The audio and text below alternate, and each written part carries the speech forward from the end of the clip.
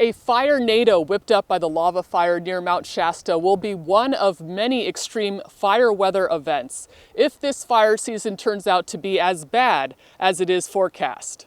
Once we have these tinder-dry conditions, single-digit humidity, we have fuels that haven't seen rainfall for hundreds of days, then we turn on the wind, the Santa Ana, the Diablo.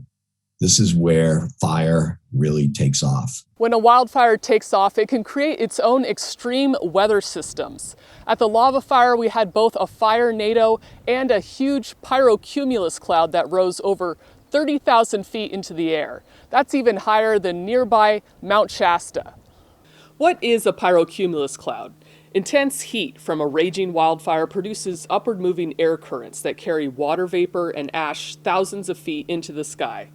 Neal Driscoll, a professor of geophysics, explained what forms firenados. And so what happens is, just like in a natural tornado, you create a pressure differential. And all of a sudden you've got hot, warm air rising and then air surrounding it moving in. And due to Coriolis force, or the earth spinning, it actually makes a tornado, firenado. We saw these in Australia.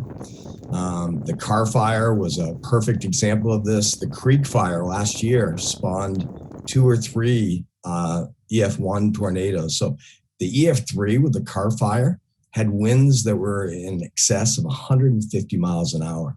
So what happens here is really important. And another thing, Amy, that's a real concern is these firenados get embers high into the atmosphere.